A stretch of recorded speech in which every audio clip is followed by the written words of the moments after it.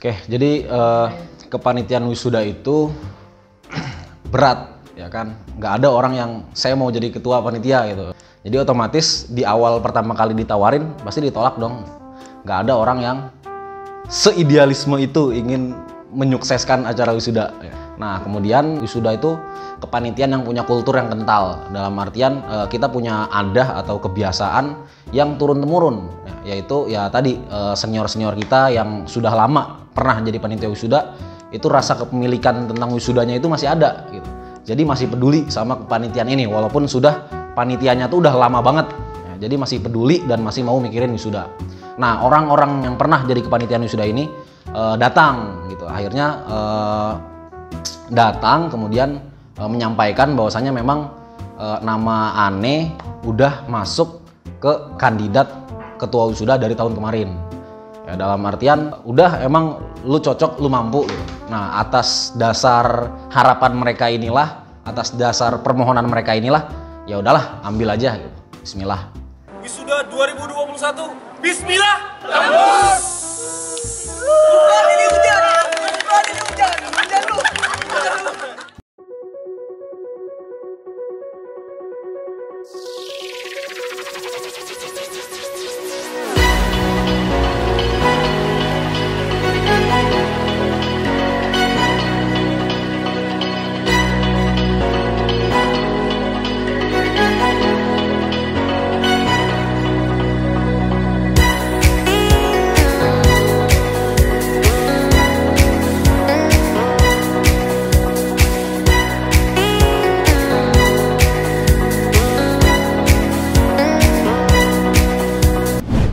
Agenda pertama itu kumpul akbar. Ya, jadi dalam kumpul akbar pertama kali ya kita bagi kumpul akbar jadi 3. Kumpul akbar yang pertama kali otomatis kita kenalan dulu nih sama semua tim yang bakal kerja bareng sampai hari wisuda. Oke, bismillahirrahmanirrahim. Nama Muhammad Zainul Hayat, paling ajar ya. Asal Banjarmasin. Kuliah Syariah Islamiyah. Bagian Namanya Muhammad Gufron Abu Bakar.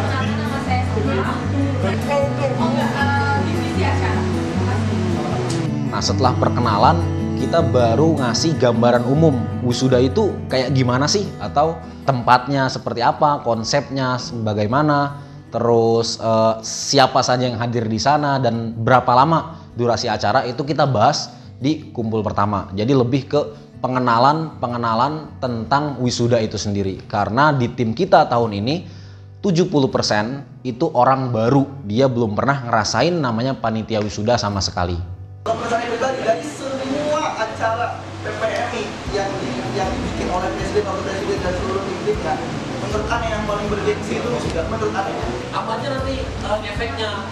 Pertama mungkin tamu, ya kan, konsep tamu mungkin nanti perlu dipikirkan. rencana aktivitas pendanaan. Kemudian dari sini baru kita bisa menentukan harga. Sama ini aja sih, paling kita harus lebih sama teman, sama saling backup satu sama lain. Nah, setelah kumpul akbar kita punya namanya seleksi pembawa acara. Seleksi pembawa acara ini sesuatu yang bergengsi banget di kalangan mahasiswa Indonesia. Apalagi orang-orang yang seneng khitobah, seneng show up di depan umum, seneng MC, itu banyak. Ya, jadi ya pendaftarnya tembus sampai 90-an. Padahal yang keterima itu hanya 4 terbaiknya saja. Dan untuk menjadi 4 terbaik ini banyak proses yang perlu dilalui. Mulai dari seleksi berkas, jadi kita periksa dulu mana yang benar-benar layak untuk kita uji coba secara langsung. Setelah tersisihkan baru masuk ke tahap 1. Tahap 1 uji coba langsung, masih diseleksi lagi hingga ke tahap 2. Assalamualaikum warahmatullahi wabarakatuh. Halo pesisir, sekarang kita berada di Wisma Nusantara. Ngapain kak? Ada tahap seleksi kedua buat MC Wisuda PPMI Mesir 2021. Iya benar. Maka dari itu, mari kita Check it out. Ayo masuk ya. Ayo masuk ya. Iya yuk masuk. Mau tahu kan keseruan hari ini kayak gimana? Yuk lanjut.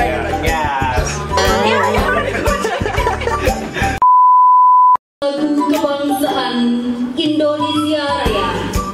Hadirin dimohon berdiri. السلام الوطني لجمهورية مصر العربية.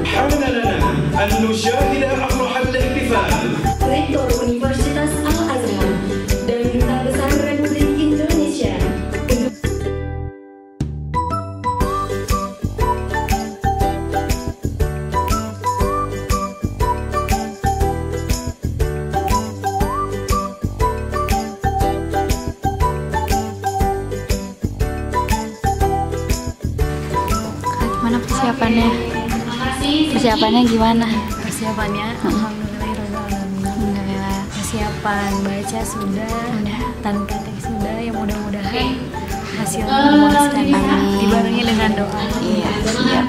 Semangat. Gimana persiapannya? Persiapannya Bismillahirrahmanirrahim, semoga bisa. Ini adalah kali ketiganya aku mencoba menjadi MC wisuda, dan insya Allah semangat, insya Allah bisa. Bisa ya, amin ya Rob. Siap. Nah, selesai tahap 2 baru kita mendapatkan pembawa acara 4 yang terbaik dari 90-an tadi. Oke guys, kali ini gue aneh banget kayak gitu. Aneh banget kayak gitu ya.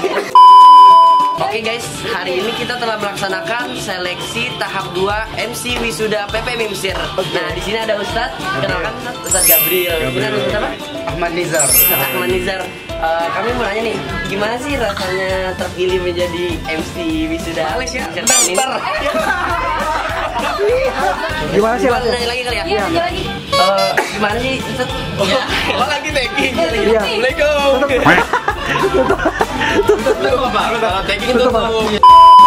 Oke guys, kita mau nanya nih, gimana kepada Ustadz terpilih, gimana sih perasaannya setelah menjadi MC wisuda? Gimana sih perasaannya setelah terpilih menjadi MC wisuda PPM Mesir tahun ini? Pertama sih alhamdulillah ya bisa terpilih, dan kita bisa mempersiapkan semua persiapan MC dengan baik sehingga nanti acara bisa berjalan dengan lancar. Amin amin. Ustadz Nizar, gimana tanggapannya? Kalau saya sendiri, sejujurnya tidak percaya bisa terpilih dalam MC ini, dan alhamdulillah senang, terharu, dan insya Allah menjadi pembelajaran terbesar dalam hidup saya. Amin amin. Semoga kedepannya Ustadz Gabriel dan Ustadz Nizar urusannya dilancarkan oleh Allah Subhanahu wa Ta'ala. Oke guys, jadi begitu. Sampai jumpa di konten kita selanjutnya. Jadi pendaftaran wisuda itu kita buka dengan kuota. Kenapa harus dengan kuota? Karena pihak ACC atau tempat kita wisuda itu mensyaratkan 70% kapasitas ruangan. Nah, ruangan kita itu hanya berkapasitas 1000, maka 70%-nya sekitar 700. Nah, tapi di luar pertimbangan kapasitas itu kita punya pertimbangan konsep acara, yang mana apabila 1 orang ditakrim, 2 orang ditakrim, sampai 300 orang di tahun kemarin, itu acaranya akan sangat lama. Nah, maka batas aman standar kita sebelumnya, jadi kita punya standar di wisuda ini, batas amannya adalah 319 orang. Nah, di atas wisuda 319 orang itu akan memakan waktu yang sangat lama sekali. Ya, bahkan bisa sampai sore, dari pagi sampai sore, dan ini tidak efektif. Maka kuota wisuda kami batasi 300 saja. Itu kan 100 untuk warga asing, 200 untuk Indonesia. Kita tidak menduga, kita tidak memprediksi bahwa yang datang daftar di hari itu sangat banyak sekali. Bayangin aja, kuota yang 200 untuk Indonesia dan 100 untuk warga asing yang kita buka 3 hari, tapi di hari pertama orang Indonesia sudah datang sebanyak 230 orang. Karena kita ingin membatasi hal tersebut, kita bagi. Ya udah Ustadz, hari ini kita menerima 150, sisanya silakan pulang. Nah, itu yang kita sampaikan. Ya, namun hal ini belum bisa dipahami oleh wisudawan terkait kuota dan sistem yang kita gunakan. Akhirnya kita jelaskan semuanya kenapa harus ada warga asing, kita jelaskan semuanya. Hingga sampai kesimpulan, ada salah satu wisudawan yang bilang seperti ini, Ustadz, WNA itu ada supaya uangnya cukup kan? Kita nih sanggup bayar kayak WNA. WNA bayarnya 825. Terus dia teriak ke teman-temannya, teman-teman, kita sanggup kan bayar 825? Akhirnya semuanya teriak, kita sanggup. Nah, karena teriakan-teriakan orang inilah panitia langsung, oh ini sanggup bayar 825. Akhirnya kita tutup forum tadi, akhirnya kita ke belakang untuk ngadain namanya diskusi, mikir gimana caranya wisudawan ini semuanya bisa ikut wisuda sebanyak mungkin. Ya, sistem kita rombak, yang tadinya batas aman 319, ya di 2021 batas aman kita 400. Ya, jadi ini perdana banget kita bisa buat ACC itu batas wisudawannya 400. Maka yang dioptimalisasi apa? Sistem gimana caranya lebih cepat, lebih efisien, tapi tetap khidmat. Itu yang kita garap, yang kita godok oleh teman-teman panitia semuanya gitu. Akhirnya ketika sistemnya dapat 400, kita dapat kuotanya, kita buka lagi pendaftaran. Namun rencana kita di hari itu kita pengen tutup. Jadi hari pertama kita mau tutup nih, Ustadz Ustazah 825 untuk wisudawan, kita tahu itu mahal. Makanya kita mau mengkaji ini dulu, apakah ini sesuai atau enggak gitu. Semisal ini sesuai, oke, kita buka besok. Semisal ini enggak sesuai, kita perlu kaji ulang. Nah, tapi mereka nggak ada yang mau. Nggak mau, Ustadz, kita nggak mau tutup. Kita buka hari ini juga, kita bayar hari ini juga. Kata mereka kayak gitu. Akhirnya ya udah mau nggak mau 825 tanpa kita pikir itu mahal apa itu murah, ya kita buka hari itu juga. Karena tuntutan dari mereka pengennya hari ini juga bayar 825, hari ini juga daftar. Nah, akhirnya di hari tersebut kita buka 150 orang yang bayarnya 825. Nah, orang-orang yang di aula tersebut, yang ikut forum tersebut ya, mereka bilang mereka setuju harganya tuh naik jadi 825. Ya, tapi orang-orang yang nggak ikut, kan masih banyak nih wisudawan yang lain yang nggak ada di forum itu. Mereka nggak ada yang setuju, kok jadi mahal, kok harganya naik. Padahal ya, pertama kali kita hitung, wisudawan itu harusnya bayar 1.000. Itu kalau mau aman. Nah, kemudian kita pangkas, wisudawan itu bayar 800. Ya, itu kita rapat seminggu sampai kita dapat angka wisudawan bayar 625 dan asing bayar 800. Ya. Itu kita rapat 1 minggu untuk nentuin harga. Gimana caranya murah, tapi kita nggak kesusahan. Ternyata di hari H pendaftaran, mereka semuanya pengen 825. Ya sudah gitu kan, akhirnya sepertilah yang terjadi. Pendaftaran, harganya naik dan kuotanya bertambah. Seperti itu. Nah, kumpul akbar kedua, itu target kita seharusnya dalam kumpul akbar kedua, kita udah jelas nih, tempatnya udah jelas, konsepnya udah jelas. Banyak hal kejelasan yang seharusnya di kumpul akbar kedua itu udah selesai.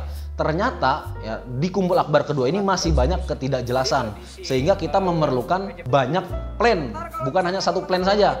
Plan A, plan B kita siapin. Gimana kalau nggak jadi di ACC? Gimana kalau di ACC tapi sistemnya harus seperti ini? Atau gimana kalau jadinya di KBRI? Atau gimana jadinya? Pokoknya masih banyak kemungkinan yang harus kita kaji ulang di kumpul akbar kedua. Kumpul akbar ketiga, kita sudah final dalam artian kita dapat nih acara kita pasti di ACC ya. Jadi Bismillah tembus ini bukan cuma jargon ya. Alhamdulillah kita benar-benar dapat walaupun mepet. Maka persiapan-persiapan kita adalah mematangkan konsep di tempat yang sudah disepakati.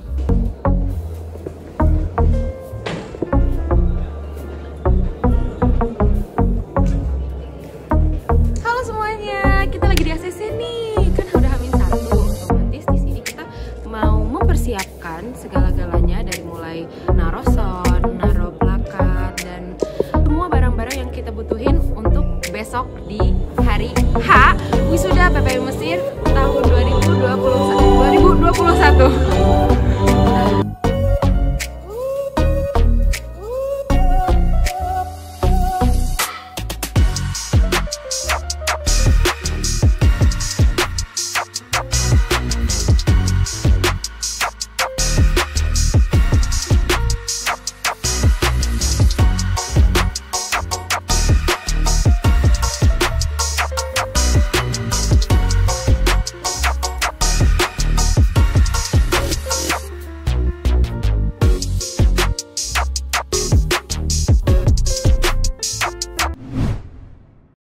Ini behind the scene buat teman-teman dokumentasi. Karena ini kan BTS yang bikin kita.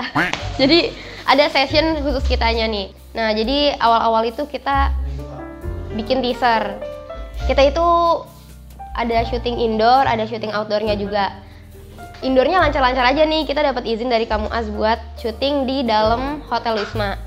Nah, yang jadi masalah waktu kita syuting outdoornya. Kenapa? Karena pas kita ketahuan bawa kamera buat masuk ke Hadikoh Dauliyah, itu kita dikasih tahu ini buat kameranya 500 per kamera. Bingung dong, anggaran kita emang cuma 500, itu buat akomodasi dan segala macem, masa buat kamera doang. Akhirnya kita kriuk-kriuk, akhirnya ya udah kita split, jadi sebagian kamera ada yang kita titipin, sebagian lagi ada yang kita umpetin di dalam jaket. Untungnya ada yang udah profesional, suka ngumpetin kamera di jaket gitu. Dan berhasil lah, kita selamat, nggak jadi bayar 500 lah itu. Kita lagi survei sama teman-teman. Jadi teman-teman juga H-1 alhamdulillah bisa nyoba nih. Yang buat foto di depan, nyoba taruh kameranya di mana, taruh flashnya di mana, yang di tengah, yang di foto booth juga kita alhamdulillah dikasih kesempatan H-1 buat nyobain ini semua. Terus hari H-nya rencananya kita itu mau ngambil kamera itu jam 12 tepat. Karena itu udah bisa diambil, tapi karena mobilnya itu masih dipakai jam 2 malam, jam 2 subuh itu baru ada mobilnya. Alhasil kita baru bisa berangkat dong jam 2. Ngapain, Le? Lagi ngapain? Kita mau ngambil kamera. Oh gitu. Di mana? Sewaan di Heliopolis. Malam itu penjaganya itu cuma 1 orang dan dia harus ngecek semua alat fungsinya segala macam. Alhasil kita itu selesai jam 5:30 itu kita baru sampai Wisma. Itu jam 5:30 kita baru sampai Wisma, jam 7-nya lagi kita harus udah berangkat ke ACC buat kerja. Teman-teman yang ngambil barang itu ada aku, Karido, Zilal, sama Hilmi, itu kita beneran nggak tidur dari malam. Teman-teman yang lain juga nggak tidur malamnya, itu mereka ada prepare, nyiapin barang-barang karena barang kita banyak banget. Dan akhirnya kita berangkat dengan beberapa Uber dengan keadaan rusuh. Dan pas kita sampai sana, kita kan pertama-tama itu harus buka foto booth sebelum acara buka. Pas kita mau buka foto booth, trigger mana trigger. Ternyata itu tadi ada di bagasi Uber. Dan itu kayak ada miskomunikasi. Akhirnya trigger kita yang mau kita pakai buat di foto booth itu ketinggalan di salah satu bagasi Uber. Itu drama banget. Itu kita udah pusing banget, ini gimana kita buka foto booth. Akhirnya mau nggak mau satu pos udah kita buka, satunya lagi kita pakai flash. Itu kita puter, harusnya dia posisi di tengah. Akhirnya kita pindahin dulu buat ke foto booth. Ya mau nggak mau kita pakai flash itu karena kita sambil nunggu trigger juga. Tapi alhamdulillahnya ini bapak Ubernya tuh bisa dikabarin dan bapaknya mau balik.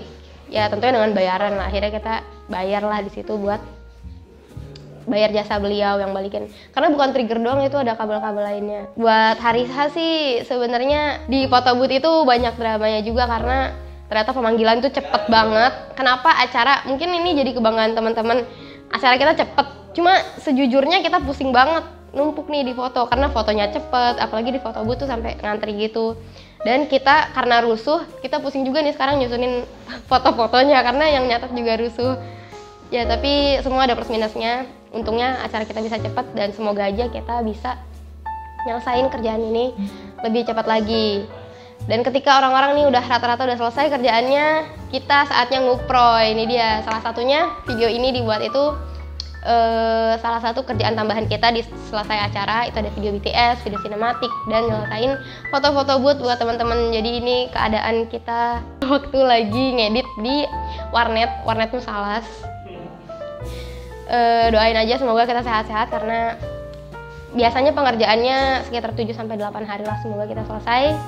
Makasih buat semua dukungannya, partisipasinya, dan semoga tahun depan wisuda bisa lebih lancar lagi, dokumentasinya lebih keren-keren lagi, kualitas videonya, kualitas fotonya makin keren ke depannya. Udah selesai, dokumentasi segitu aja. Di hari H wisuda atau tanggal 1 November 2021 pada jam 9 pagi tepat itu posisi kita sudah siap untuk memulai acara. Ya, wisudawan sudah duduk rapi, panitia sudah standby pada pos-posnya masing-masing, petugas juga sudah siap di pos-posnya masing-masing. Kita sudah siap jam 9 pagi dan menunggu aba-aba dari KBRI.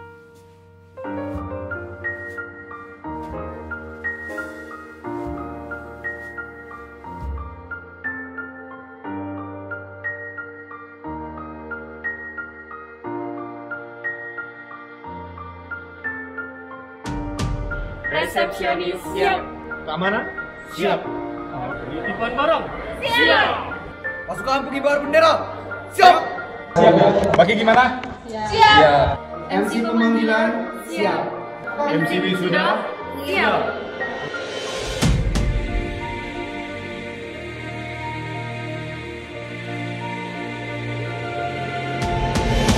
Ketika penutupan itu rasanya kayak beban itu semuanya hilang gitu, keangkat semua gitu. Jadi wajah kita yang kusut selama seminggu 2 minggu itu berubah jadi sumringah gitu. Yang tadinya kita lelah, muka ngantuk, muka nggak tidur itu hilang gitu, kayak momen paling bahagia kita selama 2 bulan ini gitu. Lega banget rasanya. Itu yang kita rasain ketika MC bener-bener nutup acara dan semua berjalan dengan baik ya. Maka euforianya itu terasa banget. Semua panitia sumringah, wisudawan seneng, KBRI juga mengapresiasi, bahkan media lain ikut apresiasi kinerja kita gitu. Jadi bismillah tembus itu bukan cuma jargon gitu ya.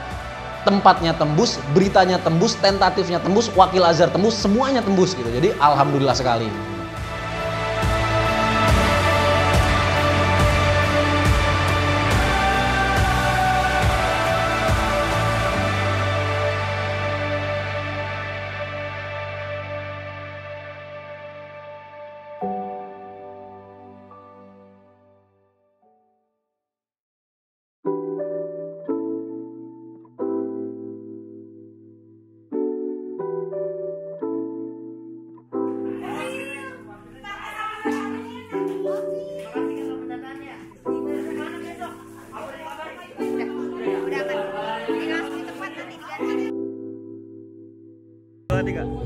Alhamdulillah kita sekarang